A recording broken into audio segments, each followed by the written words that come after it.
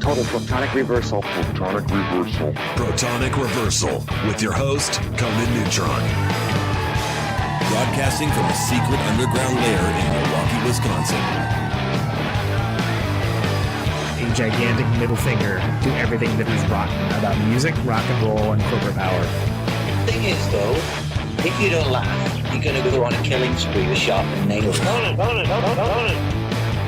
Confidence of a hero or a fool. I wasn't exactly certain which. Could not be more professional. It's only one I choose to devote my life to. That's okay. It means something. It means something. And take that away.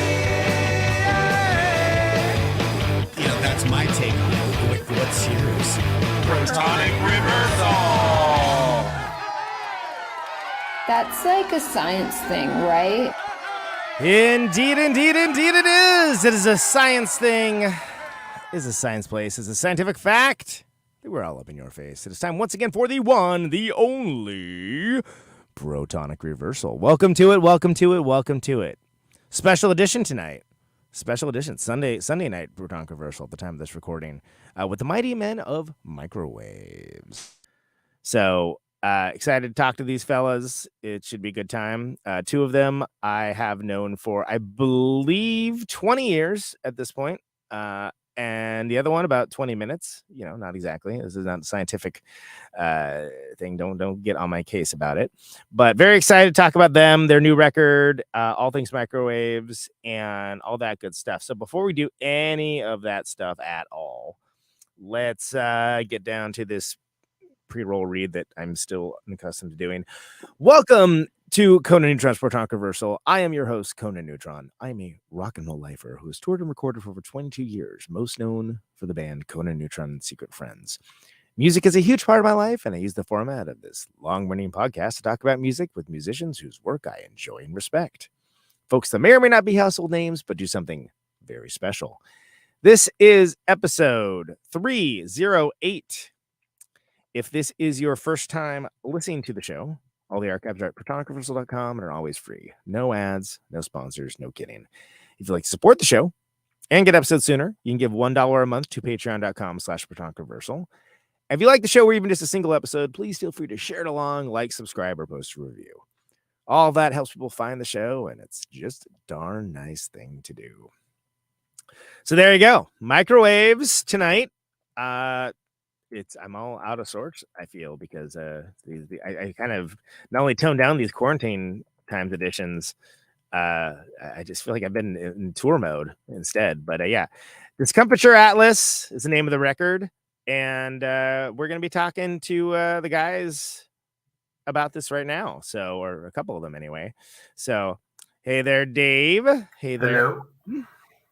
Hello. How are you fellas doing this evening? Oh, good. You're Adam. You muted yourself, so I can't unmute you here. This is muted. I'm muted. Yeah.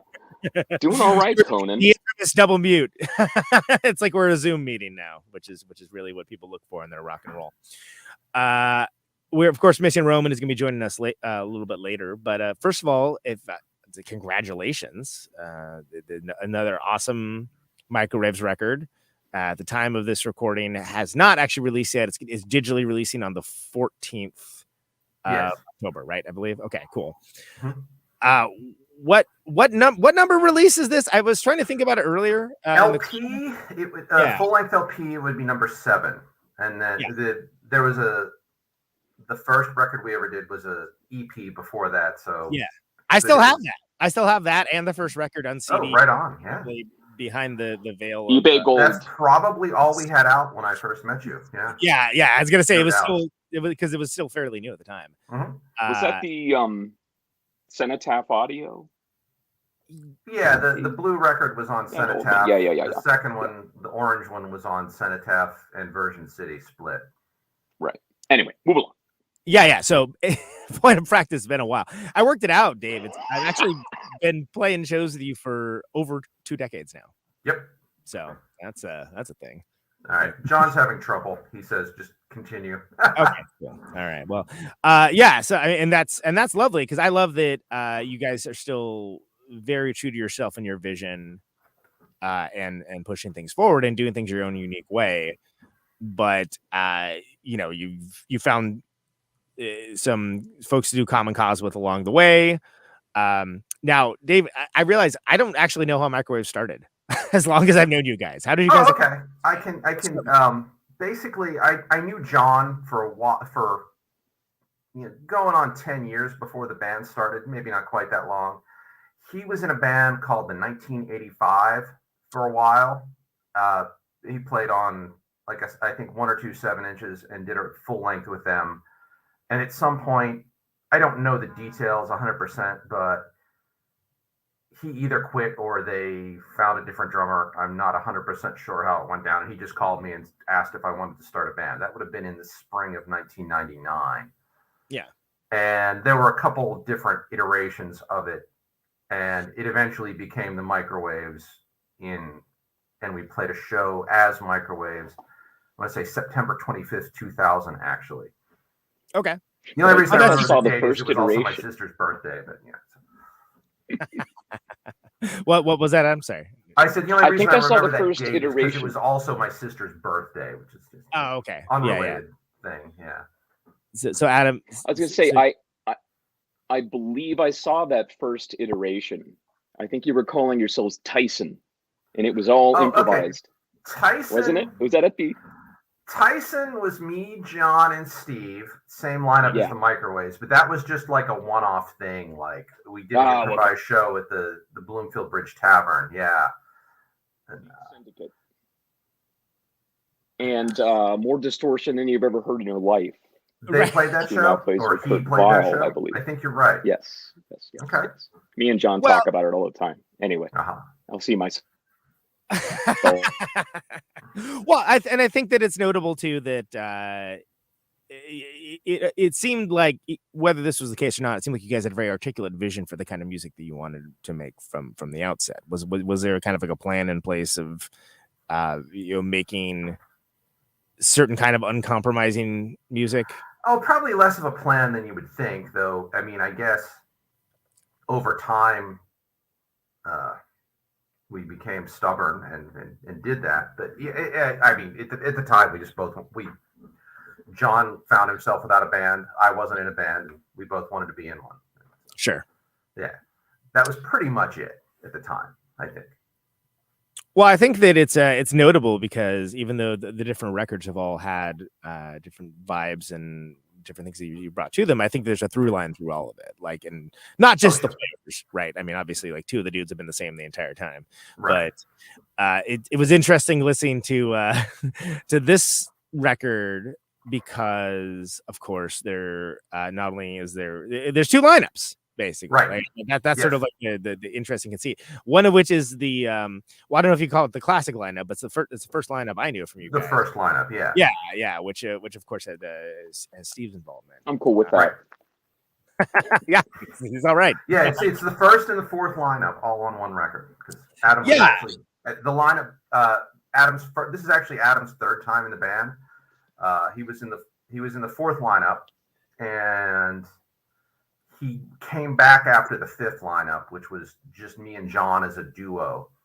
You were doing a duo for a while. I remember that. Yeah. Yeah, because we went through every bass player in Pittsburgh. Or not really. But, and it's not that like our music is that hard to play and we couldn't find anybody to play it, but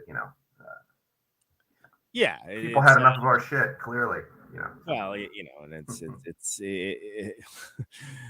I love the band, but it's a niche entity. Like, you're not going to packing stadiums and making a living from it necessarily. Oh, sure. But as a fan, after the Protonic bump, of course you will be. But yeah, Adam, go ahead. Yeah.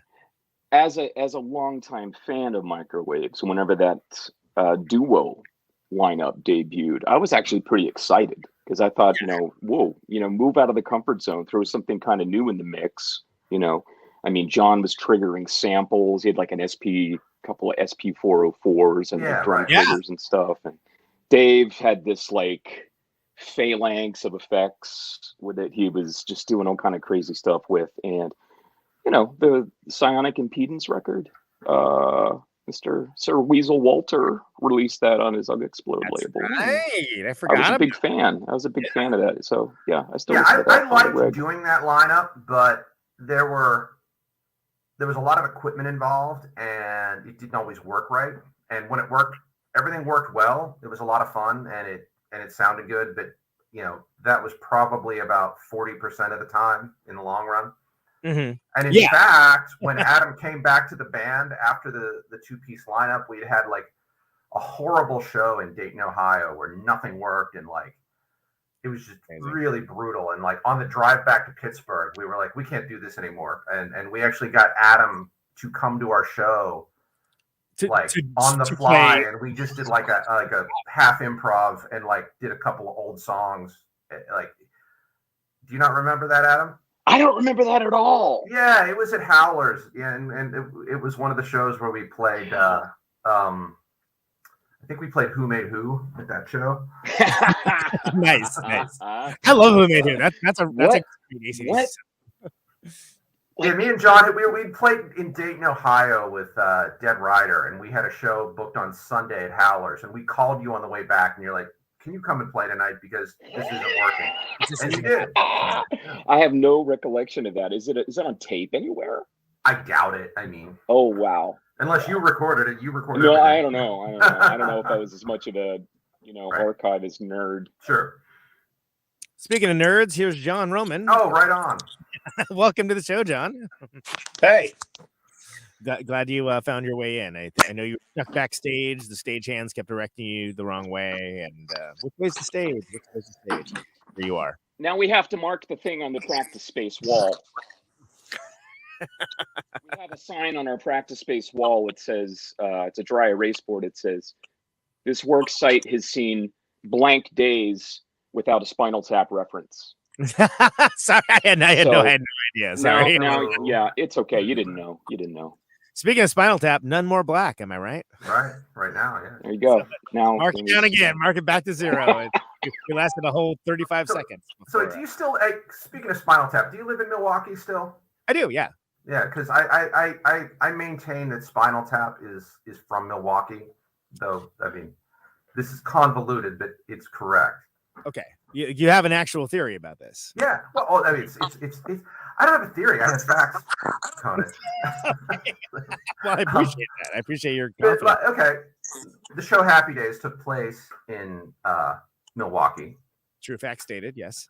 And Laverne and Shirley was a spinoff of Happy Days, which originally took place in Milwaukee. Also true. Lenny and Squiggy are characters on Laverne and Shirley. They had a band called Lenny and the Squigtones. That's right. And when Lenny and the Squigtones started playing outside of their TV show, one of their guitar player was Christopher Guest in character as Nigel Tufnell. He's credited as that on the record, and if you go on YouTube and you watch them playing, they're on like Dick Clark at some point, and they talk to all the members of the band, and Nigel and Christopher Guest introduces himself as Nigel Tufnell. So, at any rate, Spinal Tap is from Milwaukee. Wow, this is I expected this to be like a short, like having a goof bit, but it sounds like this is you could split the internet wide open with this. I could. They're making a new movie, so I know. That's right. Whoa, really? Yep. They are. Mm-hmm. I'm honestly. Just to, no, I'm totally cool with that. I think whatever those guys cook up will be amazing because everything always is. I'm unabashed. Yeah, but what I read was that they claim they have an idea that's going to make it work and be funny. So hopefully they're right. Yeah. But I mean, just think like David St. Hubbins is Charles McGill. Isn't that an amazing range? I mean, Michael McKeon. I mean, CMU alum, Carnegie Mellon University alum. Went to school. So I guess we could also claim them as a Pittsburgh man. That's true. Can you guys hear me? Just wondering. Yes. Can. He's basically a member of the band, I think. Yeah. But welcome to your show, John. Glad you could make it. It took a lot to get here. It is ain't that the truth? So we were just talking about the early days of microwaves and how it first started. Because as much as I've known you for so long, I didn't actually know any of that stuff. So we were talking a little bit about that. And additionally, how Adam has been like kind of in and out of the band in multiple iterations, and he expressed love for the 2-piece version as well. Oh. Well, so do you think that?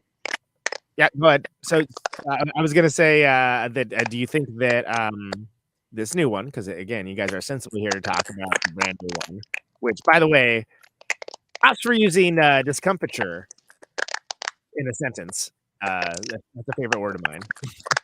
So, Discomfiture Atlas, and of course the artwork has got like I think a pink side and a blue side, and we're talking about there's just 2 lineups on here, and there's some serious crinkling going on right here. Who's crinkling? Is it you eating peanuts? What's happening? Professional radio show here. Is the dog? Are the dogs there? Is it the cat? I can find out real quick. Oh, no, he's got it. Okay. It's definitely Roman. I think so. Oh. I'll Maybe unmute him. He's got termites. That's like the foundation of your home is brick.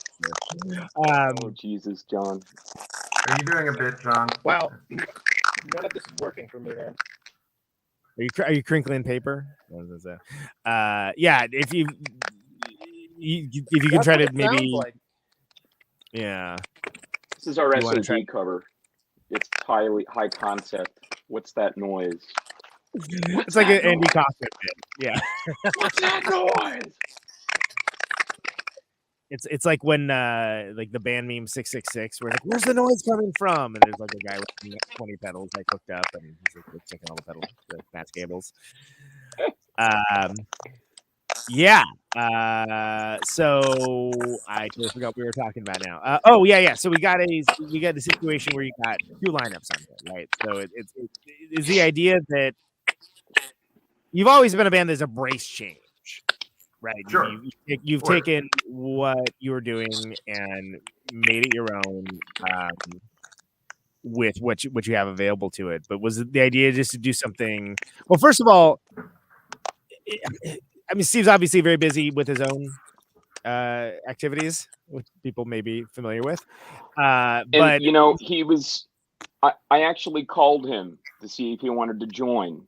But he's on the road to Zombie. He's in the van right now. But he sends his best. I honestly don't think I've talked to him since I don't know, but probably 18 years or so. So that would have been very nice. But I can have him. He would remember you. He would remember you. Yeah. I mean, our circles are very small. Some of those shows we played are very memorable. That's what I'll say. So what ended up happening, though? Like, to answer your question is, we had before the current situation, we had a bass player who you would have seen when we played with you guys in Milwaukee, Johnny. And he had been in the band. He's actually was in the band longer than anyone else. He was in the band 10 years, or give or take, maybe a little less. And obviously during COVID, nobody was doing anything. None of us were in the same room for like over a year. And it came time to start playing again. And it just personally didn't work out for him with like where he was living and where he's working now. So he had to quit the band. And so, you know, between he's a filmmaker too. He's a great video maker. Oh yeah. He did all our old videos and he's done videos for other folks. Yep. So, you know, Adam agreed to do it.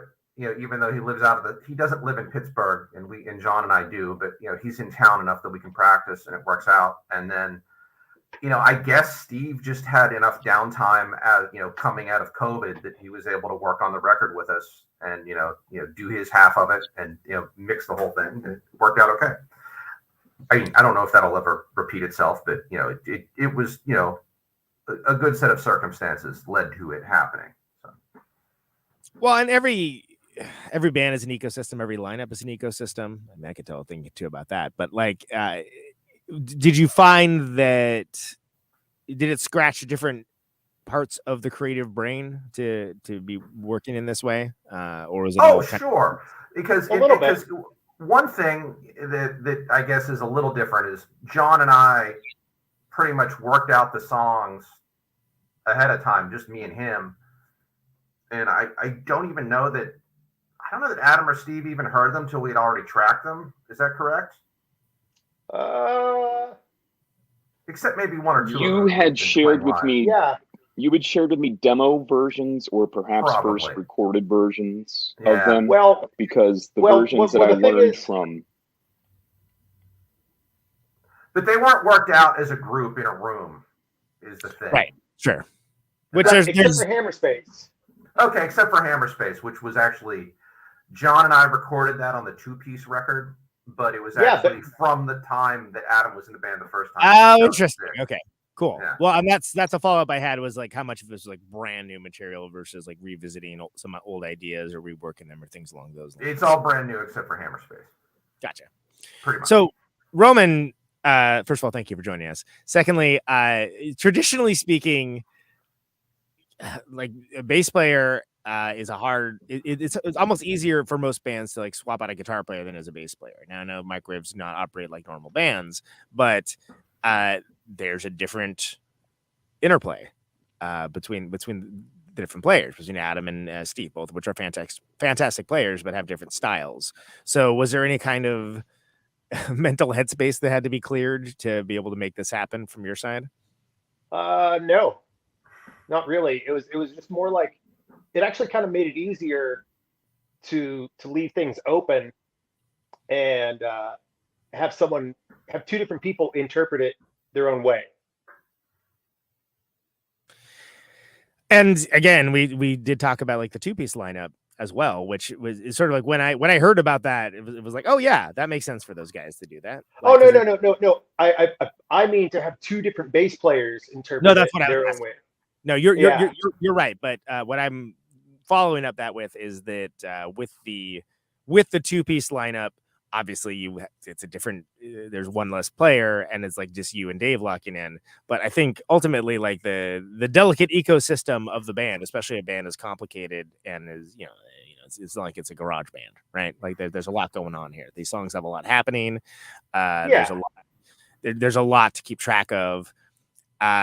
It seems like in a way it would be very freeing, but also like a good amount of potential. Not stress is the wrong word, but like thought put towards it. Now, yeah. I think there was even more thought put into these compositions this time around than previous, because I think Dave and I were covering as much as we could. Yeah. With just two of us, like that way, it would make it easier for a third person to jump in. Right, and to a certain degree, unless you're like Kali, you're gonna run out of hands or run out of necks. You can get one of those like Nielsen guitars, I guess, but but I think it's interesting because all the records that I've heard from Microwaves all sound very uniquely like you guys. Like it's something where every one of them, there's new things that you guys do, but you have your own authoritative voice, whether that was intentionally to begin with or whether that's something you developed on your own. But you're not afraid to allow others to add to that voice and to add what they bring to it. So it's almost the perfect culmination to have like a record that has two very unique voices, and have like a sort of a schizoid ensemble, if you will, on here. And I think it's great, and I think it's an interesting record. Before we kind of ditch the preamble, I kind of want to go through the record itself. Adam, all right. I want to talk to you a little bit about coming in and out of Microwaves at various times. Now, you kind of originally knew these guys, just saw them playing on their own before you ever played with them, right? I was a fan. Yeah, and we've all been friends for day one. I mean, I actually, this is like ancient history, but I'm trying to think. And like Pittsburgh is so like the scene is so small that it's a lot of times it's like the same.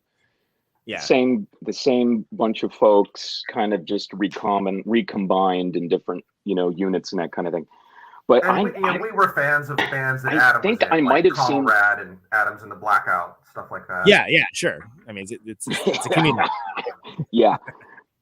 It was more, a lot of those bands are more like, kind of just it was fun, something to do, pass the time. You know what I mean? We weren't looking to like break ground necessarily, but we're just playing music that sounded good to us and that would appeal to us. I always wanted to like make a record that I would buy, something that would really appeal to me. And I think I'm getting closer with that. So I knew these guys for some time, and I think Dave, I don't know if I saw a band except that John, we brought up the Tyson gig at BBT. That was the first time that I saw you two play together in a unit. And then I think you had another band called, did you call it Brown System or something? All I remember it was the same lineup. Except with no vocals. Yeah. Okay. I just remember like John getting up and like John got up. We played at the old Mr. Roboto project, which is DIY space in Wilkinsburg outside of Pittsburgh. It's a really cool place. Still exists.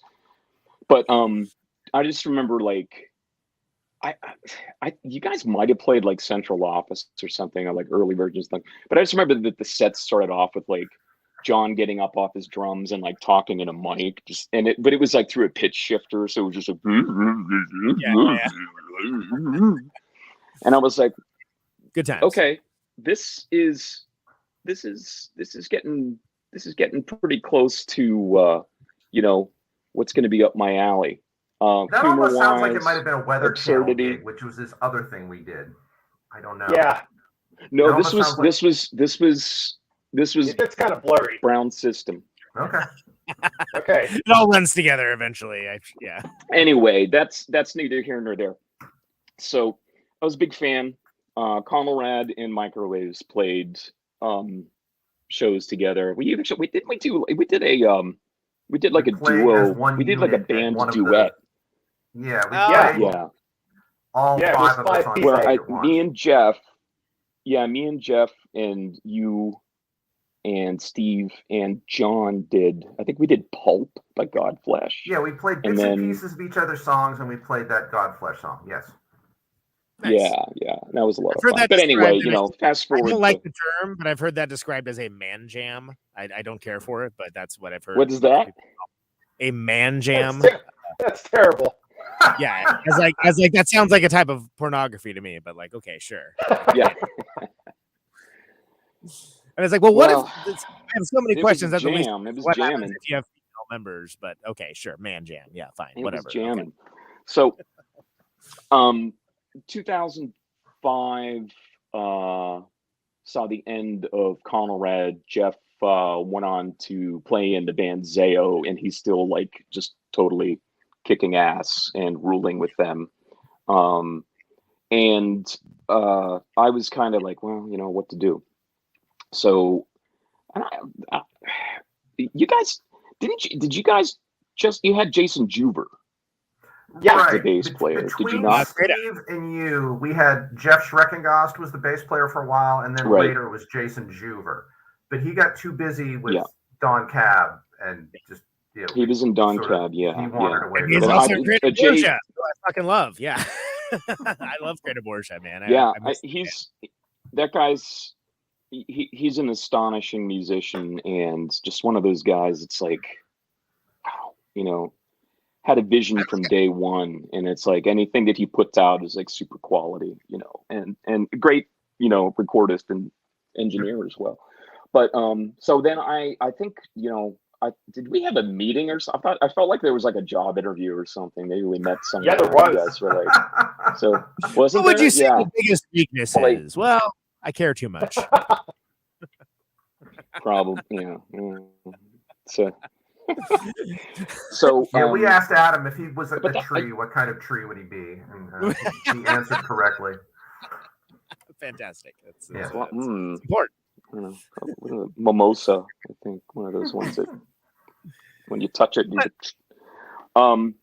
but you have an interesting perspective because you've been in and out of the bands. You've been able to see like different iterations, and you've been able to see them. Like, I mean, we made the one record. We made Contagion Heuristic. Then it came out on the Crucial Blast label back in 2006, and then we did a 3-week tour back whenever it made sense to tour for 3 weeks. We did a 3-week total. tour. Yeah, 2 weeks. 2 weeks. It was Yes, 2 weeks. which Okay, is still long. Yeah. and Having just come spent off one, 3 days in Mitchell, Illinois. Ooh, really? Yeah, the band broke down like after yeah, the first night, and we lost time, and we got stuck on a Saturday. Couldn't get the band fixed till Monday. Oh, and then like we at one point, and to catch up at one point, we had a 16-hour drive. I think it was like Tulsa to Phoenix to like get back on schedule. Nice. Yeah, because if you're already missing a show, unless you have like real lackadaisical schedule, you're not going to be able to. Yeah, it was insane. It was like 1,100 miles, and we made it just barely to that show in Phoenix, because we would have had one time change, so that helped, I guess. Yeah, if you're selling white crosses. Yeah, so many of them. Well, and also like that's another thing too, right? Like if your van just needed repairs, and then suddenly it's like, cool, now let's drive it as hard as we possibly can, as long as we can, immediately. That's basically what we did. I remember. I got later in that tour. We John got pulled over in Nevada. I was going 100 miles an hour in this Astro van of ours. It's about the only state you used to be able to get away with that in is Montana. Do you guys know why they have a speed limit now? Because for years they didn't have a speed limit at all. Okay. But the governor of Montana was driving his motorcycle drunk over 100 miles an hour, in excess of 100 miles per hour, and it was like a minorish news story elsewhere, but a major news story there. And they're like, "Wow, we got to put it in speed limit." Couldn't he pardon himself? I don't know how that turned out, but they basically that's when they decided, well, we're gonna have a speed limit. We're not really gonna enforce it, but like there is a speed limit now. Okay. Yeah. There also used to be the thing. Another law that was changed, if I may, is it used to be open containers were okay, just not for the driver. That changed as well. So basically, because he was drunk at the time, the governor on his motorcycle. Right. Oh boy. Oh boy. Yeah. Oh boy. That's a jackpot. You can do that in some context in call it Pennsylvania.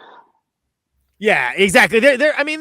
Like, to be clear, there are counties or cities or areas that you could probably pull that off. But like Montana especially was known for being like, oh yeah, it's like you can go as fast as you want. Nobody cares. Like, nobody gives a shit. Wild West. Really was. I mean, like for a while until the fucking governor, Republican, by the way, just of course, decided to fuck it all up for everybody. Although the Democratic governor, we're not a political band. The Democratic governor after him had Mudhoney play his inauguration, which I thought that was awesome. That's pretty amazing.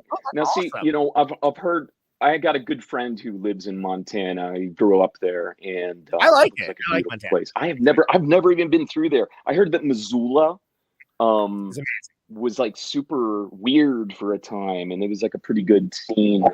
It's still pretty good. Maybe about 15 years ago. Yeah, it's still good. It's like strong American college town. People are so isolated they kind of have to create something interesting just out of sheer boredom. Cool. Yeah.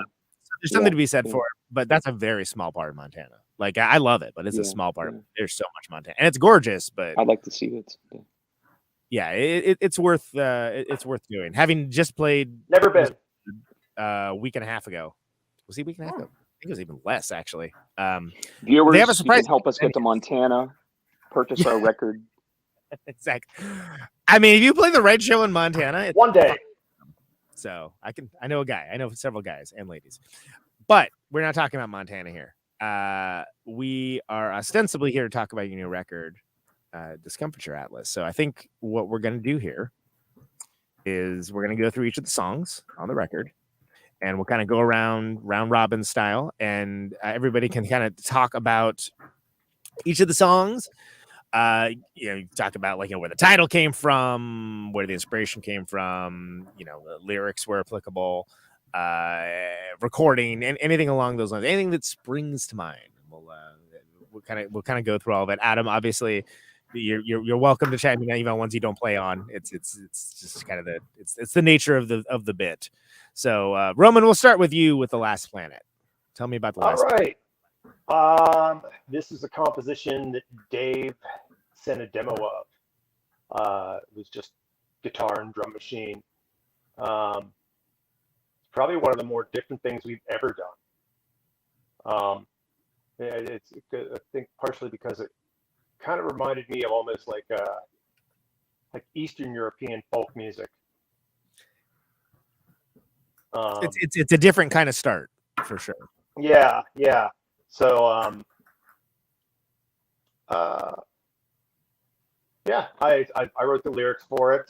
I made those guys sing it, so I don't have to.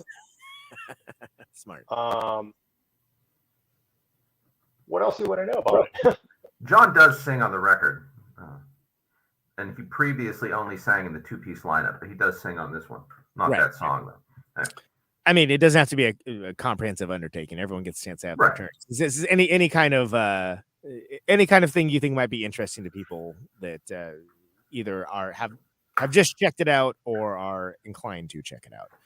Yeah. Hopefully this will get better as we go through more songs. Yeah, it's I'm still catching up I'll to add you guys. something, I'm if like, I may. If I may I'm offer a half the hour following. behind. That's some serious buffering you got going on there. Yeah, absolutely. Yeah. Adam, why don't you go next? I like that song. I liked it from the time that I heard it. I wind up sounding like the Sun Kid, but my mom is calling from downstairs. I don't know why. I might have to go check on that. Sorry, listeners. So it's one of those creepy crawly, slow kind of tunes that kind of in the vein of Codex Vortex off of the last record I played on. I think that microwaves is cooler whenever we just, they kind of slow things down and get sort of atmospheric and unsettling, right? Yeah. So my mission in that song was to really just complement what was there. What's that? Oh, I said set the table, if you will, like kind of like set the mood. Yeah. But set it up like David Lynch would, like put all the place settings beneath the table or glue them to the underside, exactly. Something like that.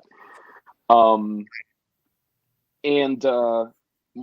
mean, my big inspiration for that tune was there's this Crimson. It's on that box set that they put out years ago, like the Seed. No, I forget what it is. Anyway, John Wetton in the '74 lineup of King Crimson is just like, total distortion, fuzz wah, and that's what I wanted. I wanted this like explosion of like just monolithic bass. So that's it. I like it. Dave? I don't know. I don't have too much to add to it other than, what they said. Yeah, it's kind of what they described it as. I mean, it's most of the songs start the same way. Like I send a demo, guitar and drum machine, and they change a lot though. They like it's just a sketch. Adam is getting his mom to get him a Pepsi. Yeah. That's fine. We can. Now's your chance, Roman. Yeah. For what? For anything you want, man. It's all you. Okay. Yeah. So then, why don't you just start us off with Regular Magic then, which is one of the advanced. Okay. That one is actually one. That's one of the older ones on the record, even though it was previously unreleased, but we played that for a while with Johnny in the band. And that one is actually, I think I was listening to a bunch of Gamelin music when I wrote that one. And I don't know that it really comes off that way, but that's kind of what I was trying to go for. And it ends up being why I have the ring modulator on there the whole time to, get the non-normal harmonics to the notes, I think Do you the like original sounded more like gamelan music. What? Gotcha. Before it got affected out, it sounded more like gamelan music. Yeah. The demo version kind of sounded more like gamelan music, Gotcha. and then it kind of turned into this punk thrash thing. Right. Anything else you want to add to that, Roman? No, let's see what Adam has to say about regular magic. You should try saying that. It's a product development idea for a laxative. Is what that is.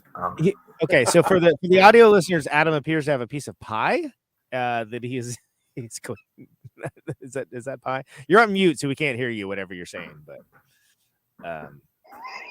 there, unmute. There you go. Senior. I thought it was the visit- first when Stu Spasm peed on camera, but yeah, this is the first pie eating. No, I just Pie want is to, I don't live at home. I don't live at home still at age 48, but I'm Here visiting my comes. folks, and I came in and got a couple practices in, and then tomorrow morning I get a root canal at my dentist. But my mom was calling, and she's like, "Hey, there's key lime pie." Key lime pie. I can't really get it, but anyway. To be fair, that's my favorite song, kind of the pie. flagship. I'm it's joking. it's the greatest. Yeah. So regular I'll be magic. crass and eat it on camera, but regular magic. Okay, so this one, it's about a laxative. No. No, Yes. I like Adam, this- I'm serious. Yeah, no, that's our flagship I product. learned. That's pretty cool. That's pretty cool. So I learned this off of a video that John and Dave did. I think it was in your practice space. I think it was during the lockdown. Oh, cool. Yeah. All right. Yeah, and you shared it, and I couldn't even decipher what the fuck was going on with the piece. But I think I was just like, I'm just gonna fuck it, throw a ring modulator through everything, you know. So When in yeah, doubt, I mean, remodulate. it's just in this. Yeah, what's that? I said, when in doubt, ring modulate. Mm-hmm. More of a life ethos, I guess. Yeah. You don't have to agree with Then,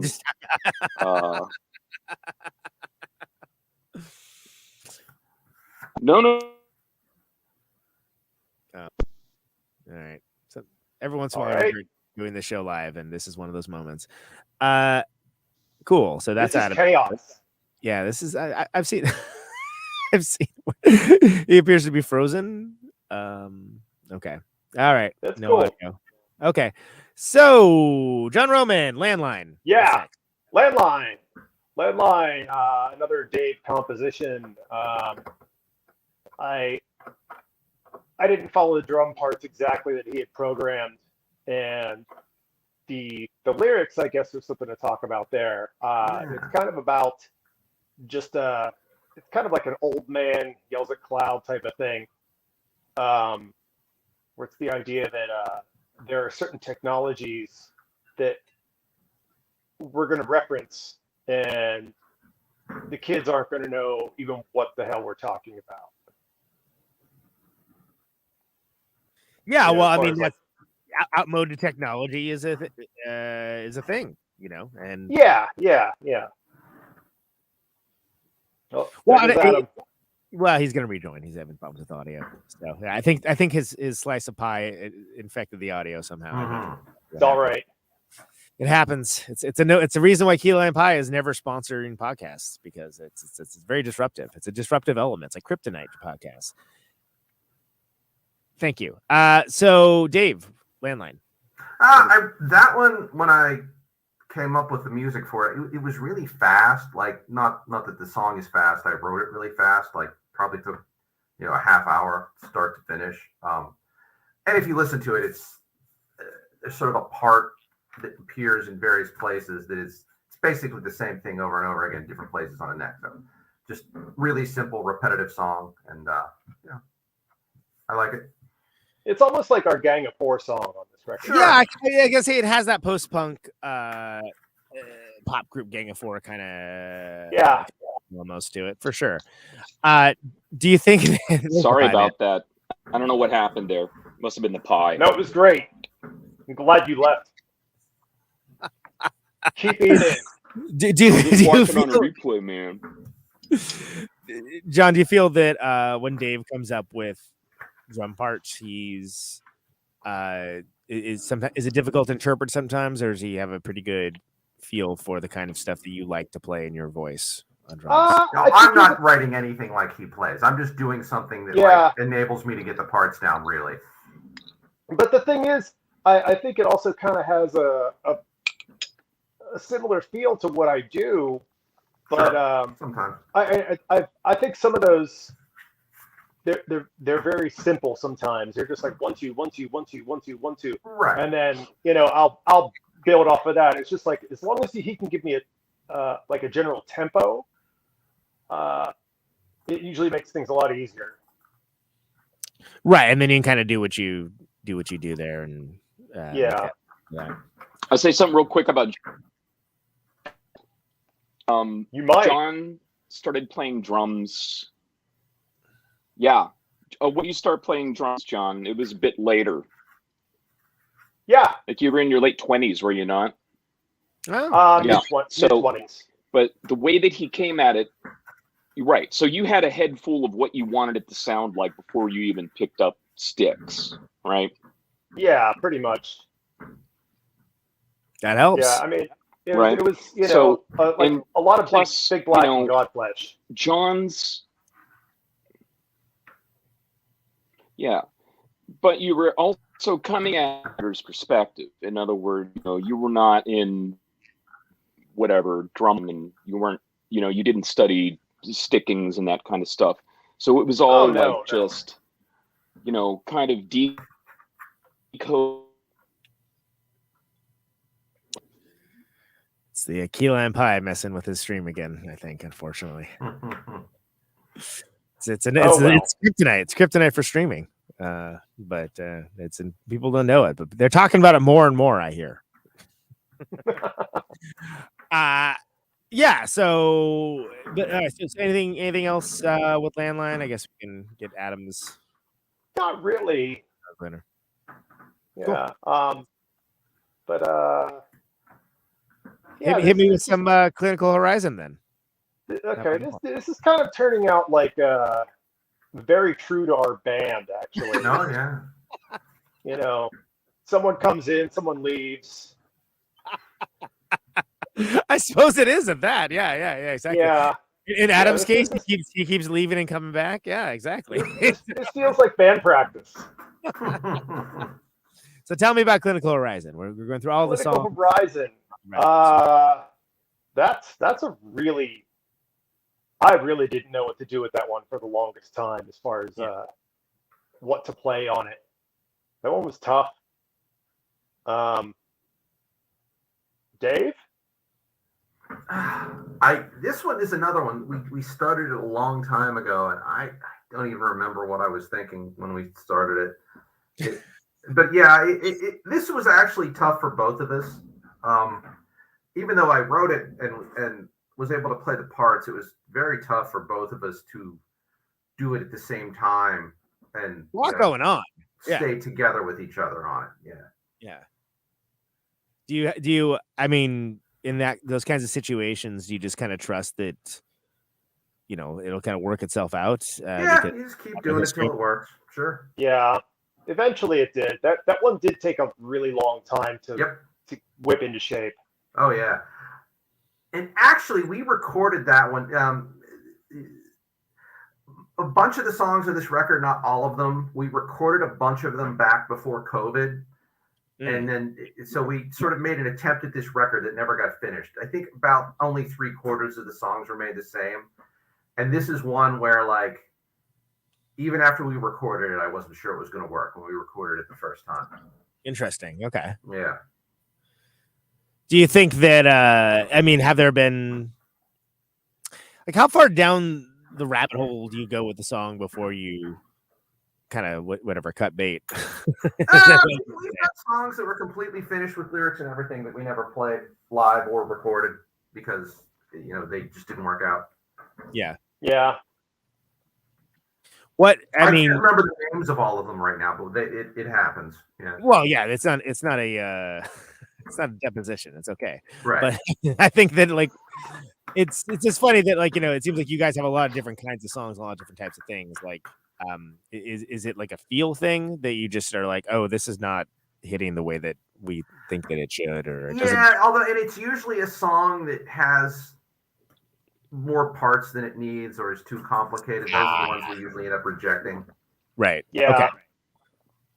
Even though a lot of our songs are that way anyway, but they're it's never the simple catchy song that we reject. It's usually something that's way too convoluted. For the uber prog opus. Yeah. Yeah. So Clinical Horizon is the one we're on right now. Pie Man, you got anything for that? Adam? Pie Man now. Yeah. So what was you guys thinking me now? Mr. Westmoreland County over there. I'm in Allegheny County, thank you. I know. I'm sitting here in scenic McKeesport, Pennsylvania. Mm-hmm. My mom went to high school. Sorry. My mom graduated high school with Van Dyke Parks. Oh yeah? Yeah, graduated class of 1960, McKeesport High School. Anyway, Clinical Horizon. Yes. Yeah, it has. Funny thing was, like, whenever I came up with a line for that, so there's this weird, like, Dave's doing this little chunky chord thing, and sometimes I like to kind of be like the disruptor whenever I come up with a part and see if these guys let me get away with that. So what I came up with was, and I think that I was that song called like Gamelin 2 or something at one point? Who knows? I'm not sure. Maybe I can't remember. Anyway, so I was like, oh, for some reason I was like, oh, these are the working titles, Gamelin 2. Well, I'm just going to play the notes of like a Gamelin scale, because I was like listening to a lot of, Javanese and Balinese, the Ketchuk and the Gamelin and whatnot. So I kind of, took inspiration from that and played that weird little melody line under Dave's chunky chords. And that just sort of, I don't know. I mean, I hear parts like... Hello? How was he hearing the pie? Yeah, speaking of working titles, like I actually have a list of them up. I think the working title I had for that song was Sandwich, but it has nothing to do with anything. I don't know if it was Gamelin 2 ever, but it might have been. Could be a Gamelin sandwich. Yes. That's right. That was Sandwich. That was Sandwich. I have a list, so I will refer to it as needed. Always good. How do you feel about working titles? Did the working titles often stick with microwaves, or is it no? Usually not. Not really. No, they usually change. Yeah. A working title is just a working title. It's just whatever dumb thing we called it that day. It's just like whatever you were looking at whenever you were coming up with the idea. Right. Exactly. Well, there's nothing wrong with that. Flagship product is the next one. Dave, you want to take this one? Yeah. This one is an odd one. Every guitar part in this song is based on some lick that happens in the guitar solo to Mother by the Police. I worked out how to play it once, and like all these parts are based on something that happens in that. And it's not exact, but it's pretty close. I mean, I will take, he'll do something once, and we'll take it and I'll repeat it over and over, and it becomes a riff in a song. So that's where that one came from. That's synchronistic. Secrets. And that one, the working title was Mother of Concepts, if anybody's interested. That one's Mothers on Synchronicity, if I remember right. Yeah. Yes. I tell you, I threw on some Police on the tour, and as the rule in my band is if you are driving, you are the DJ. And it was maybe the only thing I threw on that was universally panned. I'm like, come on. Wow. It's like, and then I had to do the whole, Sting isn't the only one in the Police, right? Right. Like, I mean, they have their moments, but like a lot of it hasn't aged that well. Yeah, and I like what I like from them. It's Sure. not a guilty pleasure. There's only pleasures, but I was like, all right, fine, I'll fucking turn the Police off. But it's the only time in a 2-week tour that had to happen, and I thought that was very amusing. And we would write like cryo or something because I was like, oh yeah, this would be good for that. And I was the only one that thought so. So I was in a bank once and I heard this was in the 90s. I heard a musick version of the song Darkness from Ghost in the Machine, which is already a pretty mellow song. It was like an instrumental music version. Did it sound that much different? Because I mean, it's a pretty not really. I mean, that was back when they still had music. They really don't. Yeah. Which that is interesting. That is a thing that Where's the Vice think piece about music? Huh? Where's that? John Roman, flagship product. Any thoughts on that one? Flagship product. This one actually took on a few different forms as far as my drumming goes. There are probably about I want to say 3 or 4 different versions before we got to the one we settled on. I don't know. That one was like Dave said, that was a weird one. We play it live. It's that seems like it's one where you don't have to worry too much about repeating yourself. Maybe like as far as like, oh, have we done this kind of song before? Like it's right. Yeah, doesn't seem like yeah. Adam. Sorry, guys. Wow. Are you in like a cupboard now, like in the sock? Yes. Live from the sock drawer. Yes. Flagship product is what we're talking about. Do you have any thoughts on flagship product? Flagship product. It's really partsy for me. I think again, it was just one of those things where it's like I wanted to see how much I could get away with.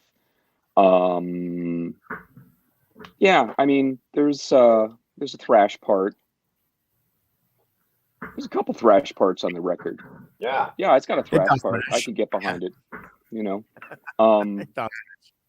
Lyrics are I get to puke at the end.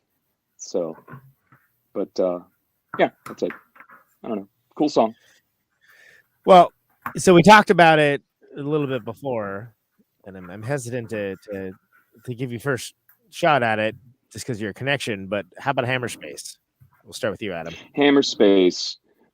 Yes, song dated back to 2012. Whenever I was in the band. No, it's actually from the first time you were in the band, like 2005, 2006. But we never recorded it until the 2-piece lineup. Cool. So since I'm a pack rat, I had the tablature from 2006 still stuffed away. Wow. Yeah. Tablature.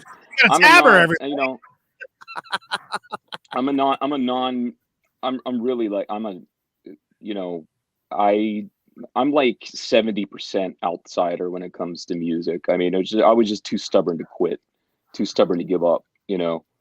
I mean, I'm like Same. he used to call himself like a guitar mechanic. Yeah, I mean that's to be clear. So, that's like the show. So I mean, yeah, you're good company. So so you know it. Yeah, you know it. I'm not some Joe Satriani or whatever, but So that tune, very simple. I recall it. And whenever Dave came up with the riff, I was shocked. I was like, "Wow, this is just like." Da, da, da, da, da, da. I was like, "I'm just gonna match you," Yeah. And I think you wrote some of the other parts of it. If I'm not mistaken. I did. Yeah, there was some line about Buckminster Fuller. Nice. I think in the original version. I'm in. So, yeah, but it's got. Yeah, we'll never know what he's gonna say. All right. Yeah. John Roman, you want to take it from there? Sure. Hammer Space. Yeah, that's a song that we've now played with 3 different lineups of the band. There's another recording out that is just the duo version of the band. Duo version. Yeah. Yeah. But but I think this one's a little better. Yeah, it's again the lyrics. This is another one that I wrote. It was like I kind of just sat down and wrote everything just all at once. Kind of took me about like 10 minutes to write the lyrics for the entire song. Nice. And I was and it was like what usually when it happens it's something to stick with. Yeah, I don't know. Like this one's kind of like it's kind of like a Killing Joke thing going on. Oh yeah. Sure. Kind of like a real, like, I don't know, machine type of rhythm. Play the snare and floor tom together a lot. It was kind of like just wanted to have this like this that sort of pseudo industrial pounding feel. Imposing kind of totally. I get that. Yeah. Dave? Yeah, it's always fun. Oh, sorry. I didn't mean to cut you off. Oh, I just said it's always fun. That's all. It's a fun song to play. Always fun with microwaves. Dave, Hammerspace thoughts? Yeah, pretty much what he said. It's just a real, and Adam as well, just a real, has a real Dumbo main riff. It's a lot of fun to play. Every song doesn't end up being that way, but it's, refreshing to have one that is, to throw in. Right. Doesn't have to be all calculus. I want to say, I'm sorry I keep getting booted. I want to say that on this recording, Burchett. I like it. Great band, Multicult. Oh, that's right. Rebecca on this. Yes. A little bit. She stepped in for, I guess we're calling it stunt bass, but she's an incredible player. Yep, she certainly is. Yeah. Certainly is. She's playing with Casper Broxman right now, which is really rad. Yeah, they got a band called Broken Spirit XX. All right. So nice. And Tim Wiskida is also in that group. So cool. It's funny. She told me about it, and she's like, "This is this guitar player. I don't know if you might have heard of him." And she told me, I was like, "What?" Yes, we have heard of them, Rebecca. Thank you. I've heard about his shirts. Wait, are you? I saw him back in the day too. He had the shirt open to the navel with the medallion. It was pretty fun. Yeah. Does everybody get to wear a medallion in this band? Yeah, I saw him right when Cox Often came out. Pretty entertaining. Yeah. Very good. Did you have Adam? Did you change to a Resident shirt just to match me, or did you already have? No, I had this on, but the camera was. I can vouch. He was wearing it in practice. Yeah. That's actually three shirts. Pretty rad. He's not Adam, not a poser. No. Well, respect. Okay, cool. I should say. So there's a little solo thing while Rebecca's doing her thing. She wrote her own part for it. She's like, I'll just figure it out. And that's my little tribute to Sonny Chirac and Lydia Lunch, Teenage Jesus and the Jerks. Okay, I love Teenage Jesus. Wacky stuff. And Steve said it was a pain in the ass to mix because he's like, there's so much distortion. You're like a sculptor of distortion. And I was like, fantastic. Anyway, please. So what were we up to? New strategies, right? New strategies.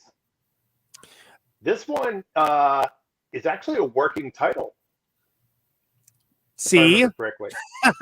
Well, you know what? This here's the thing. This song goes back quite a ways, and there were a couple different versions of it. It was originally called Satanic Strategies. Oh. And then when we threw the song out and we started it back up again, and we just used the working title of New Strategies, and the working title stuck for the record. And this one is odd. The entire song, up until a certain point, which is right before the entire thing, up until one part before the heavy chord part at the end, is based on this one 13-note sequence, and that sequence gets chopped up and played in different ways, and then it gets played as chords at one point. And this is one of the rare ones where I actually gave Adam some I told him I wanted him to do certain things. I don't know that he actually does them 100%, but like I remember like when we played this. He's right here. He can hear you, by the way. Oh, I know. He can hear me, and he can tell me if I'm right or wrong. But like I remember with Johnny as well. I was like, yeah, play this note here and this note here. It's not something I would normally do, but it was kind of based on this like fugue thing that I had come up with. Which here looks like this for all you people. Oh, there you go. Okay, satanic strategy source material. All right, yeah. So the first part of it is like the basis of the whole thing. But anyway, for the audio listeners, Dave has just put up sheet music for what eventually became New Strategies, but started off as satanic strategies. Adam is in a David Lynch movie, apparently. I don't know what's happening there, but it's like I'm actually gonna go outside. He's gonna sit in a truck and he's gonna talk about sports. See, the thing about liberals No. We don't go there, my friend. I know. Oh, bye, Adam. Just if you see dude in truck, it's just the first thing I think of is this dudes in their wraparound shades and trucks talking to their camera, and it's just it's a thing. It's a me problem. Cool. So anything else for new strategies, or do we feel like that cover? New strategies. It's another one where like one of the original versions of it, I tried coming up with parts to play, and I was never really happy with what I was doing, and it kind of didn't work for about half of it. So I was glad that Dave went and programmed a part to base things off of. They gave you a little more idea of like how to make it happen. Yeah. Yeah, and it actually made it work really well. I really like that one a lot. It's one of the that hits tune. At the very end, there's that like really super melodic kind of thing that I came up with for the bass, and I didn't know if it'd work. It was also one of those things where I'm like, oh, I don't know what the guys are going to think about this, and I'm outside now. But yeah, it wound up kind of. I mean, it to me. Sounds cool. I don't know. I hear it, and then I just kind of. I don't know. It's hard to explain. I mean, it just because I'm a I don't know mode scales, this or that. I just kind of hear. That was a melody that I heard. I guess it just kind of came to me without being all like metaphysical, pretentious or whatever. Yeah. I mean, it's kind of. And I thought it was cool to kind of end the side on this. Kind of lighter note, right? No, it makes for a strong side ender for sure. And then I love that the next side starts out with another song that's new. It's a new Sharp Sticks. This is the one on that side. So I like the congruity, not congruity of that. Dave, you want to start with that one? Yeah, the lyrics to this one. It's about this idea, like there's this superstition that if the apes that live in Gibraltar, the British exclave or enclave, whatever it is, in the south between Europe and Africa. Yeah, it's the very tip of Spain, like pointing toward Morocco. But if it contains the only population of apes in Europe, and the myth is that if the apes leave, then that's the end of the United Kingdom. And like that's the one lyric in a song, the apes have gone. And like the bit where it says walking north across the runway, the only road into Gibraltar crosses the airport runway because it's so narrow where they had to build the thing. But anyway, so and then the rest of the lyrics don't necessarily make any sense at all, but like that's where the first bit came from. Nice. In my head. So yeah. John, got anything you want to throw in for that one? I don't have anything for that one. All right, fair enough. How about our roving reporter, Adam? What's your on the scene? What I want to know is we're not playing this one right now currently, but we may someday. Edison Carter channel. I don't know. Yeah, I like the concept. I like now that I've heard the concept. I like that. Interesting. That's it. Your Dumb Guts is the next one. Another All one. right. This one's got a video. Single. Yeah, it's got a video. Yeah. This is one of the last ones that we wrote, if I'm not mistaken. Yes, John? Yeah, it is. It was one of it was like yeah, I think this one. I think this is the one that on my list of working titles. It was called Super Newest because there was another one that was called Newest, and then this was even newer. And that was the working title. Yeah. This one came out really well, and I had no idea what it was going to sound like because John, mainly been played by John and I, and then Steve did his thing on it, and it worked out pretty well. Yeah. John wrote the lyrics, I believe. Yeah. This is another one that it wasn't instantaneous, but yeah, like the lyrics kind of flowed through this one, and I'm going to go on record and say this is the best song that Microwaves has ever written. Oh, cool. To do with it. You've never heard a song called Central Office, have you? Oh, well. I used to work in the Central Office. Yeah, it's kind of a, I don't know, kind of a it's lovely. funky number. I really was super stoked to have heard that track. I think Steve did a wonderful job with what he was handed. Very cool. It's fun to play too. We're also very happy with the video for that one. Yeah, video's cool. I think it's really good. I can sing the fucking thing, which I'm happy with. Yeah, absolutely. It's always nice, right? And we got Todd from Dead Rider on that one. Oh, I was going to say Whitman's on this one, right? Yeah. First guitar solo is Todd Whitman. Yeah, so he's pretty good. Yes, the kid's all right. Yeah, pretty future. Pretty good. He's pretty good. He might have a future in music. True success story out of nowhere. That's.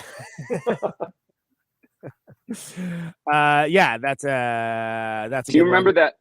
Do you remember that U.S. Maple show at Roboto where I think was it Clowney who accidentally turned the heat on in the middle of summer? Did Clowney do that? Oh my god! I think it was Clowney. Yeah, he accidentally turned the heat on like full blast, and it was like already like 90 degrees outside. And poor Al was just like he looked like Neil Hamburger with his hair just totally slicked to his face with sweat. And these poor guys were like just fucking. Oh yeah, it was warm out already, and the heat got yeah. It was ugly. And it was middle of July. Yeah, that's right. Yep. Anyway, shout out to Clown. Yeah, then the heat fried one of their amps too. Yeah, Todd's like he had like a 15-watt tube combo. I think it was a Box AC 15, and it blew up. It got too hot. That's fucked up, man. Yeah, that's not cool. It was an accident. Yeah, I mean, he didn't intend to do it. It would be sabotage. Come on. It'd be fantastic sabotage if it wasn't. Yeah. Yeah, it was intentional. Ooh, fantastic. Well, whenever he was singing for Shitmare, he fell through that valuable picture. There was a painting, and he fell down the stairs and fell through the picture. He had been drinking. It was like a several $100 pay. Anyway, Clowney used to sing for a band called Adams and the Blackout, which we mentioned. So okay. Right. Fantastic. I digress. I think we are up to Omega Quandary. Yes. Omega Quandary. Yeah. John, you want to start this one? Yeah, it's a thrasher. It doth thrash. What's that? I said it doth thrash. The working title was Metal, actually. Yeah. I don't know. This one's kind of I don't know. The lyrics are succinct, to say the least. It's probably like the shortest one lyrically on the record. Oh yeah. Not a ton to it, right? Yeah. But I don't have much to say beyond that. All right, Dave. I showed up and played the drums. That's right. Yeah, like I said, the working title was metal. It's just a song that seemed like a metal song, and I don't know. Maybe a half-assed attempt to sound like Zenigiva or something. I don't know if it worked, but it's kind of what I thought I was going for. Kind of has a sort of creator-ish riff. Yeah, kind of. Yeah. Okay. Yeah. It's pronounced creator. Creator. Yeah. Please. So Ripping That's my creator Corpse. tribute band. It's called Creator. Spelled the same. Ripping Corpse Attack. Is it a statement? Right. Or is it a warning? No. Ripping Corpse Attack. Yeah. Or is it like? Is it a command? Is it a command? Well, it could yes. be. Thank you. Yeah. Thank you. Is it a command? Like So Unleash the Hounds. Therein lay the lyrical ambiguity and genius. Is ripping of being Protonic used friends. the way British people use it, like meaning good? It's like Yeah, I never knew Is it that. literally I'm ripping? chuffed. Because we are in Now, October. very mentally heavy. Think about the that. only thing that I have to say about this one is, I think it was there was like 2 or 3 songs that I screwed up and thought that I had to write the bass lines for. Oh crap! So there's like a bunch of songs. There's like 3 songs that I have like full bass lines for. Adam's putting his own But record Steve, out. You'll see. It's gonna be like that pill. Rick, what was that one Yeah. that Keith Commercial Levine Zone. stole or something? Keith Levine stole Commercial Zone, which was and sort of put the it out. alternate version of "This is what you want, this is what you get." It's not 100% the same. Yeah. It was like his idea of what that should be, and interesting. Wasn't Cool boring. stuff. Yeah. We call Anyway, we call the Action Chief record just the solos, so that could be just the bass solos if you want to release just that. Well, Trey Zagfoth. I almost said Trey Anastasio. Those Can you are imagine very, if Trey, very imagine if Trey Anastasio played for Morbid Angel? I think you go a little something like this. No, that's The funny thing No, so- about people like Trey Anastasio is that people on online forums will refer to people like him by his first name. Trey. Yeah. Yeah, and I can think of 2 other Treys I would put ahead of that. Like obviously the other one would be Zagtoth, and the other one would be, I guess, Trey Spruance. The whole you got to be on a first name basis with this person you're never going to meet. It's really bizarre in music fandom. So, But he put out like a bonus record with like, it's called like Love of Lava or something. It was all like the guitar solos, like the isolated guitar solos. It's kind of awesome because he's like the death metal Eddie Van Halen. I thought you were talking about Trey Anastasio doing yeah, that. No. Yeah, me too. But I did whenever I was like, I saw don't want Fish, that. I don't want to hear. Whenever big, credibility shot. Whenever I saw Fish back in 1994, Trey Anastasio was wearing a resonance shirt. God damn it! Yeah. Okay, he's like a lot of those guys. I think he's like they're into cool stuff, but then they just don't play. Kind of Well, they've kind of doomed themselves to playing what they have to play. Yeah, but I don't know. It's like I don't know, like I like the idea. I like Dave Grohl as I like his tastes, right? Mm-hmm. I don't like his music. No, I But agree. I like hearing them get all psyched up about Venom or I don't know. Yeah, you know what I mean. I mean, when he's playing Anyways. drums in Queens of the Stone Age, it's fantastic, right? So it's pretty objectively great. But No comment. No comment. No comment. All right. Okay. You're the one that took us off track, man. I'm sorry. As I said, I am the disruptor, but I'm going to shut up right now and listen. Like I said before, this is just like being at practice. Smart Case is the next song that we're talking about by the band Microwaves. Maybe you've heard of the band. Dave, you want to start with this one or? Yeah, this one was written strangely. I think I had demoed it and it ended up completely different than I had demoed it because what John wanted to do with the parts I had was he was going to come up with a drum beat that was X amount of beats long or whatever. Mm-hmm. And I was just going to play each part over them, but stop when I ran out of notes and then he would finish the part. And which was completely different than how it was originally written, and it worked out really well. So that's how that one got going. And I think John sings this. No, yes, okay. Yeah, I do. Yeah, Steve might know there as well, but yeah, just kind of by default. Yeah, no, it sounds good. Yeah, because this is one that got started because I actually had an idea for a drum part for once, and well, no, I mean like I mean before any other music, before anything happened, right? No, I know what you meant. Yeah. It was just something unto itself, and Dave had another piece of music that he was working on, and he sort of rearranged it over top of this thing so that it would work.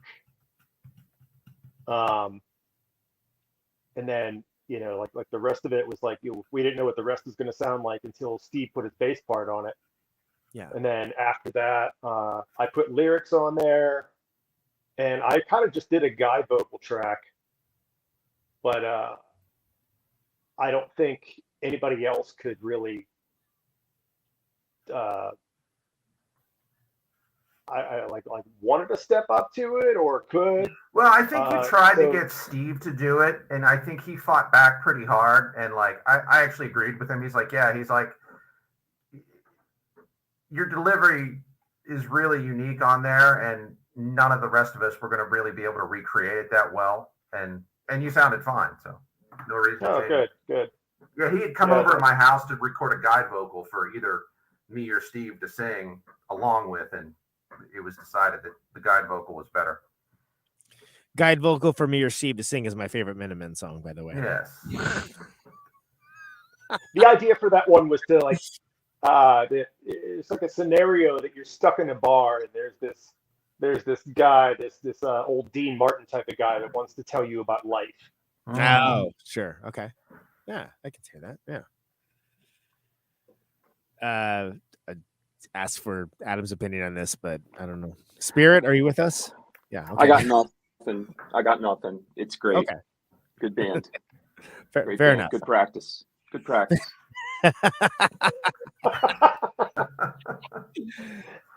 Title track. Almost. Oh, Discomfiture System. Okay. System instead of Atlas. It's there should be a word for it where it's almost a title track, but not quite. Like it's right. There isn't that I'm aware of, but yeah. Tell me about Discomfiture System. Wow, I wrote this a long time ago, like 2016, like music wise. Not too much to say about this one because this is one we're just not playing right now live or anything. We haven't practiced it. I probably couldn't play it if I tried right now. I might have to sit and learn it again. But I like it. Same. Yeah. Did you have an idea that maybe some of these songs wouldn't be played live, and you wouldn't worry about playing them live, and that would be okay since you got such a vast amount of material? Or I in the back of my head, I kind of thought it could potentially be like that for all these songs. Like they could exist as recorded, but not necessarily be reproduced live. Yeah, like I mean, I'm always up for doing more, but I mean, I was really happy with, if it only turned into a record and that was it, then that'd be okay. That'd be okay. Well, especially, I mean, you got a discography as vast and storied as you guys. Like, it's not like you're hurting for material. Yeah. And I mean, it turns out that more than half of the record is playable live. So yeah, well, there you go. We're playing 9 of them right now. Adam, 14. Anything? I forget. I forgot what that sounds like. I don't know. Yeah, exactly. Fantastic. I mean, it's it's cool. It's cool. Good practice. Good practice. Technical gibberish is the next one. We're almost through it, boys. We're almost through it. All right on. That one, whether it was successful or not, I was sort of trying to do like a low rent Glenn Branca thing with some of the first few guitar parts of it. Whether that's what it came off as, I don't know, but kind of what I was going for. I can see that. And actually, one of the other parts in there is recycled from another song. I don't even know if John would recognize it, but one part in there is from a song called "The Dead Hand" that we used to do. Oh yeah, I remember that. I recycled it almost verbatim. Wow, that's cool. That was the one. That was the one that sounded like "Hot for Teacher." A little bit. Okay. Sound like "Hot for Teacher," and then but the lyrics. What the lyrics about? That what was that called? Sentinel or whatever that. The Cold War thing. Yeah. The nukes would launch. The nukes would launch. Yeah, even if like, everybody at the wheel. who was supposed to tell them to launch was dead, right? Yeah. Yeah. Anyway, cool. Walking across the room to get John power. is busting some kind of a move. Yeah. My My phone's about to die. Ah. Wizard is about to die. Warrior needs food badly. I have to say that I like that, when people may listen to microwaves, they're like, oh, wow, very scientific, technically oriented band. And meanwhile, I'm standing out on a fucking porch and my battery's about to die and my shit keeps crashing. And John's giving us a tour of the apartment and to get in quest of power. Look, and Dave's the most together. He's the most. It seems that way. You have a nice at this moment. Nice decor. It's more Battlestar nice. Galactica than Star Trek, and that's okay. That's nothing wrong with Battlestar Galactica. It's fine. More Star Crash. Star Crash. Ice Pirates. It's more Ice Pirates. Yeah. It's more Laser Blast if you've ever seen that. So, sorry for making a non-esoteric reference. Destruction of Jared Sin. Yeah. That's a good one. I saw that in the theater. Holy shit! That shit in the theater. And your Hunter of the Future. What's the other one? Michael Ironside is in it, and he plays this sort of like villain. It's Metal Storm, isn't it? Is that Metal Storm? I thought that was Metal Storm. Yeah, okay, that is Metal Storm. One dude is that one dude that looked like Trapjaw, and he shot that green goo out of his mechanical arm. I don't remember that much about it. It sounds really good. I remember it. Yeah. It's good. It's good. All of that stuff. Everybody turn this off and go watch that. Apparently, so that's a good. Can we just watch? Can we just do Twitch? Can we switch this to Twitch and can we just watch it? Have a watch party. I do stream it to Twitch. Anyway. So anything else for technical gibberish from literally anybody? Otherwise, we're gonna close this out. Not really. Okay. So then last one is Stench of the Earth. Or Stench of Earth. Sorry, my bad. Stench of Earth. Yeah. We regret the error. Yeah. I really like that one. Yeah, we're playing this one. I love it. I think the working title of this one was Fast. Good practice. I guess it's kind of fast. I don't know. Yeah. The lyrics are super dumb, but I like them. It's like our Misfits number, kind of. Yeah. Sure. The second verse is about what's it called? Shockwaves, which is a movie with Peter Cushing. Peter Cushing, yeah. Nazi scientist living on an island somewhere, and he's got a submarine full of zombie Nazis living under the waves. Yeah, I've seen that. That's more of a J&J World joint, but I've totally seen that one. Yeah. So I really like this one musically, but the lyrics are just kind of silly, but it's cool, I like Steve's bass playing on it and his bass lines. I remember this was also one of the ones that I came up with the bass line too. And I remember that in the notes in the margin, it said, like Power Mad Terminator. Right? Because there was John is the only one on planet Earth that will get that. But there's that dun dun dun dun dun dun dun dun. You used to stay up till I saw that 2:39. Oh, you did. Their new album kind of kicks ass. Actually, the most recent one. The most recent one is really, really, really good. So another great Minneapolis group. Obviously, I wouldn't know about that. Is one and Prince. I'll take your word. Yeah, it's good. Anyway, so that's all I have to say. So, anything else on Stench of Earth? That one's probably that one's probably pretty close to, I don't know, the straight up thrash metal number. Yeah. You know, Good vibes. as you're going to get from us.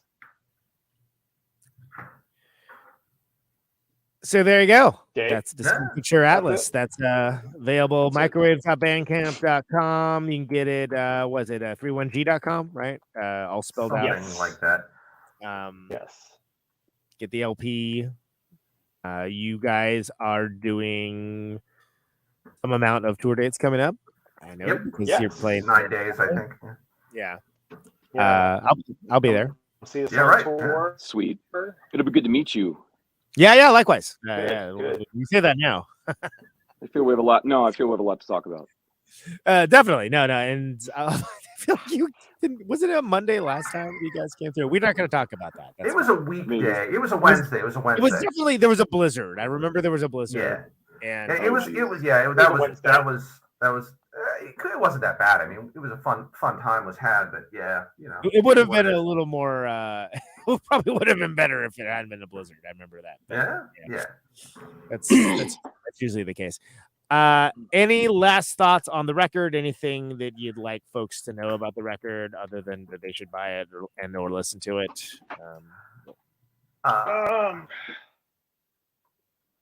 Let's see. Thoughts on the record? I don't know. Yeah, I mean, I'm happy with the record.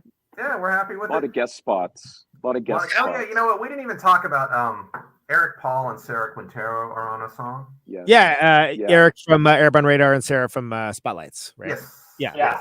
That's in that one that what tune? That's Clinical. Clinical Clinical Horizon. Horizon. Yes. Clinical Horizon, yeah. Yep. Yeah, there's So a great. voiceovers. There's a lot to love here for the discerning, noisy rock listener, for sure. a lot of There's a people lot of layers, walking all I over think. each other. Yeah. Exactly. Many There's layers. a lot, what I like about the record is, it is multi-layered. It's one of those albums you can put on repeat listens and you'll hear new things. I heard new things. It's fucking crazy, man. Maybe it was all that cough syrup I drank, though. No. Maybe, yeah. So, all right. So, fellas, thanks so much. Thank you. No problem. Can I plug my cat's Instagram? Yes, sure. I told my wife I'd plug my cat's Instagram. Georgie Diplocat. Georgie. Why not? Do Okay. you see Georgie? Yes, I do. And then for the audio listeners, Isn't she adorable? It's a cat. Well, if you want to follow her on Instagram, she's at Georgie Diplocat. Okay. There you go. Like diplomat, but diplocat. Okay, I got it. All right. Diplocat. Yeah. Okay. Yeah. Good. Yeah. Good. Very good. She'd love to see you. Okay. That's it. There's a reason for that. Yeah. Thank you for indulging me. Go follow the cat's Instagram. Anything else listeners should be doing? Dude, cat videos. This is like internet. This is like internet. It's what the internet was designed for. 2014. Cat videos. Cat videos are. That's the way to. I'm ready to way go to back market on it. that. I had to hear about the flute discourse this week. I'm like, Yeah. take away the internet. It's geez. nobody deserves it anymore. How about that dancing? Remember that dancing baby? That dancing baby. The graphic I hated was that thing everywhere. Like I fucking 20 hated some that. years ago. I don't know if I ever Was it? saw It was even. It was on an episode of Ally McBeal. It certainly was. Yeah. I didn't report Isn't either. that where it came from? No. No, it was just. no. It was like a proto meme. Yeah, it was It a was so proto- weird. It was Ally McBeal and the internet existed at the same time.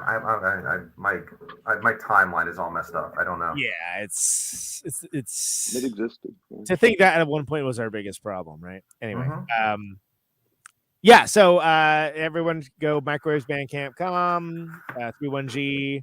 Thanks so much, fellas. This is Thank you so much. Thank you. Thank you. This was a true pleasure.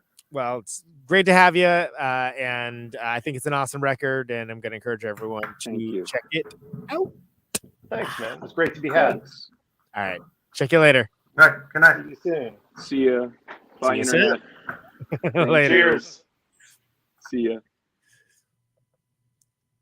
All right. Now what do I do? I'm glad that was in there. There we go. The Men of Microwaves. What a cool bunch of guys, man.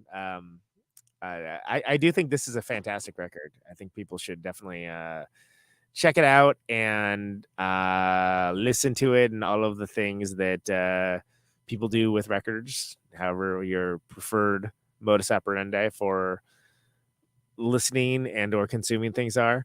It's well crafted, and I think it's for a band that's been around as long as they have. I think you got a lot of variety, and for the discerning noisy rock listener, which of course is you, dear listener. So anyway, let's hear something from it, and then we will. I'll play out one of the songs. This is going to be we'll do Your Dumb Guts. This is I guess we'll call it ostensible single for the record. And there's a video for it. And so that is, and here it goes. Your Dumb Guts.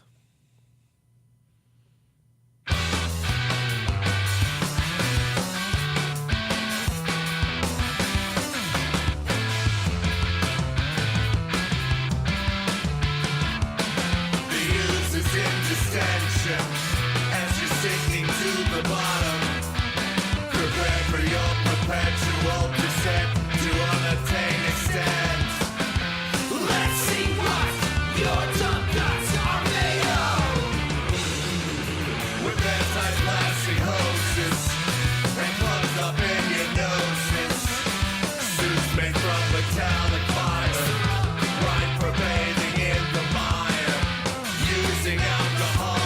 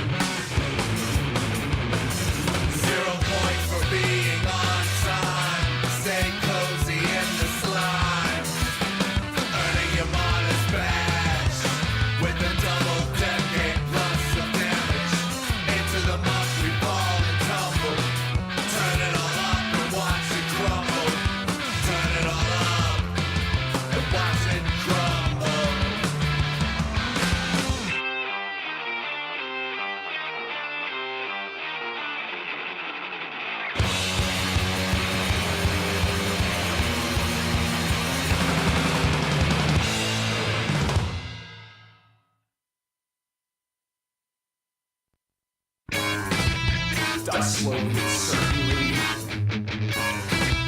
leave a glittering corpse.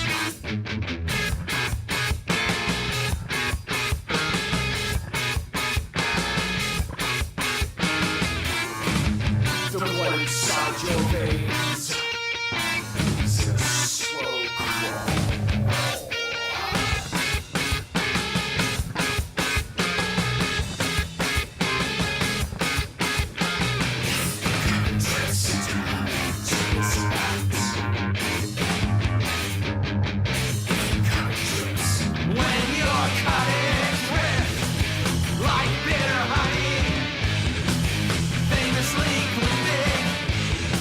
It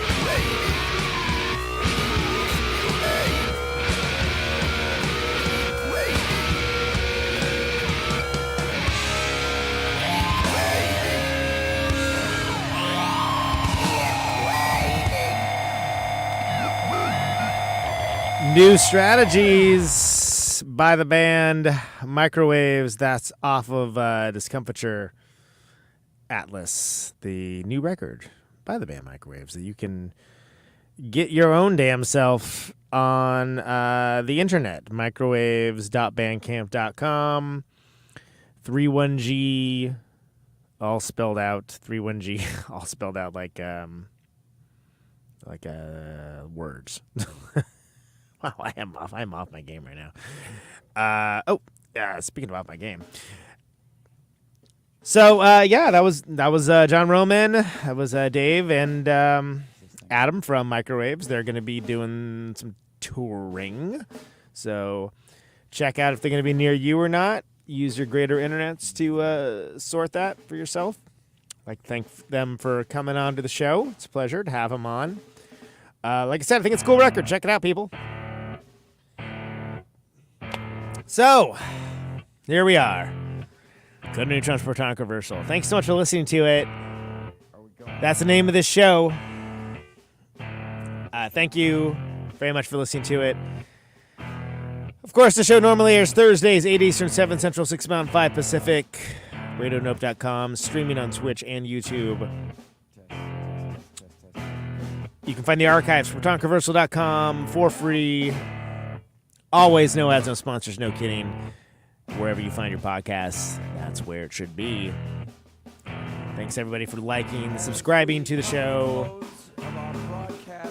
sharing the episodes around. That's how people find out about it.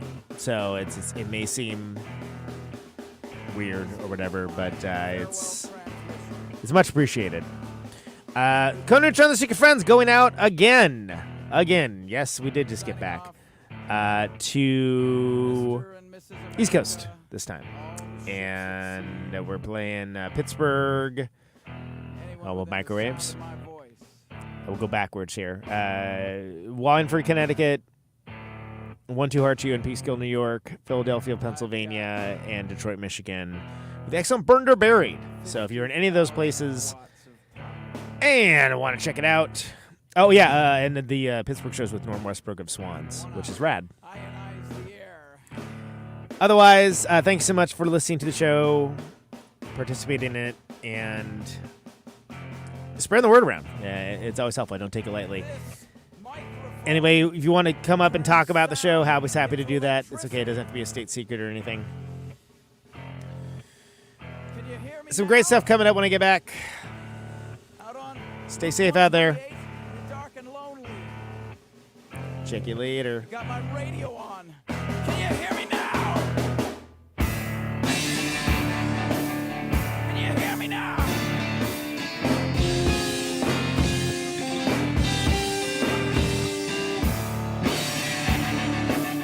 Can you hear me now? Can you hear me now?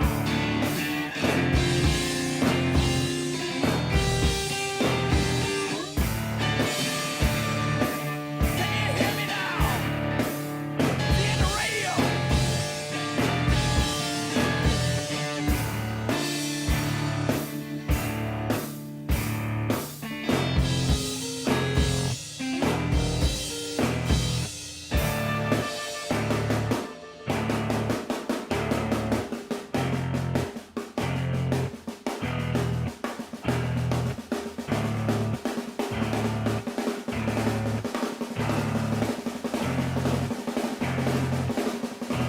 And that snare drum and that drum roll means we've got a winner.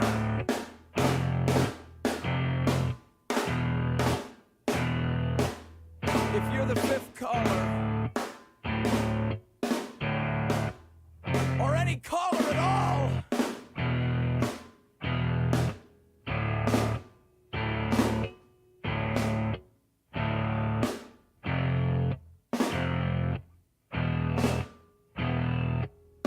welcome to my top 10.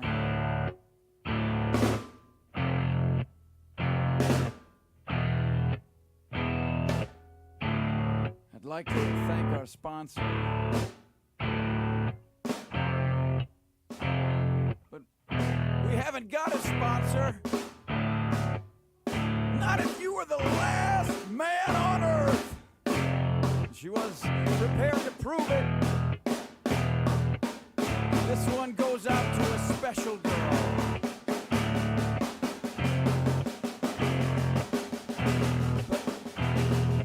But there is no special girl.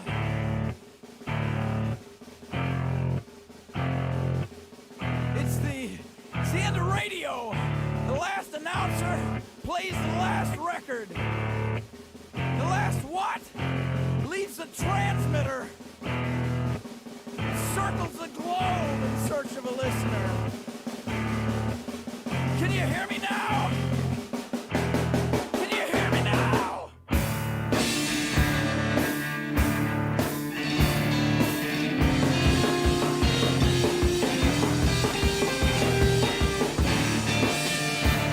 Can you hear me now?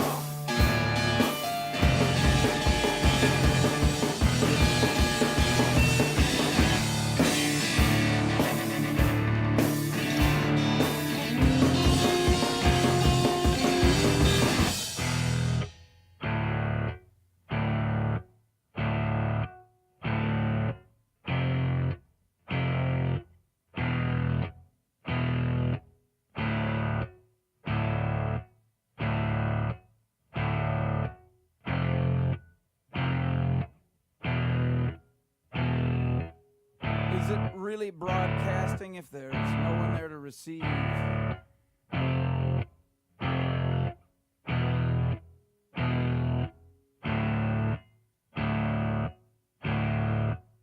It's the end of radio. As we come to the close of our broadcast day,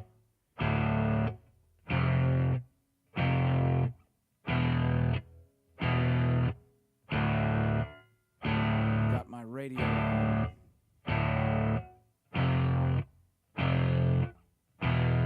Can you hear me now? Can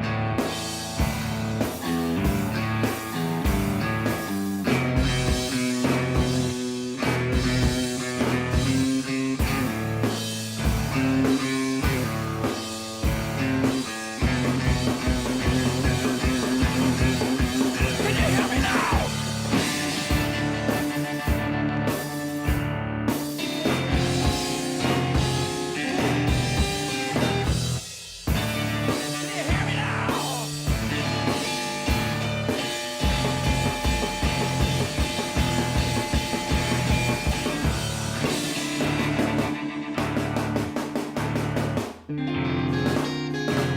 Can you hear me now?